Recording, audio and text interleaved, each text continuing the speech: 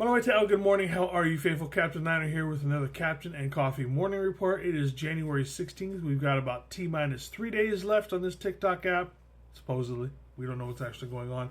I don't think TikTok's going away personally. But just in case it is, if you want to make sure to follow me for the morning reports and all that kind of stuff, please look me up on YouTube, Twitter, Instagram, all that kind of stuff. That's where you can still find me at. You can still find me at all the Niner Faithful Radio stuff.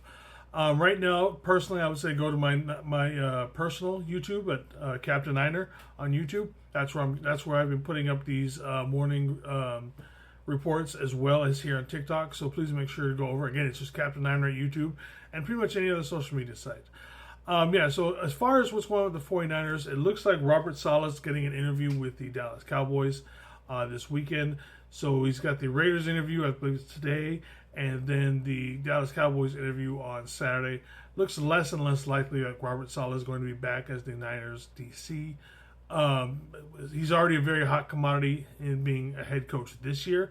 Most likely they're just chalking it up to the fact that he had Zach Wilson as a quarterback and then Aaron Rodgers, and just had shit to do, for a quarterback for those years that he was over with the Jets. So again, Robert Saleh, if he's back here as a DC, he's just going to be gone. I'm leaning more towards Jeff Ulbrich or Dennis Allen. I prefer Dennis Allen because I think Jeff Ulbrich would be in the same sort of situation. Dennis Allen's kind of burned himself out as being a head coach, so maybe he'll be here for a few years and want to be here for a few years. So who knows what's going on with Robert Saleh? I don't expect him to be back as the defensive coordinator of the 49ers currently, but we shall see how this all plays out. He could just be taking these interviews just to get experience for what's going on. Also, the Colts are going to be hosting a game in Berlin for the first time ever in 2025. How does that relate to the 49ers? We are playing the Colts at home next season. So there's a good chance that we will be in Berlin next season. Now, they typically don't do overseas games with division rivals. So that leaves the Cardinals, Dolphins, Raiders, Broncos, and 49ers as possible opponents for the Colts going overseas. Obviously, the 49ers being probably the most popular of those teams by far, would be the biggest attraction to getting fans out there for a Berlin game.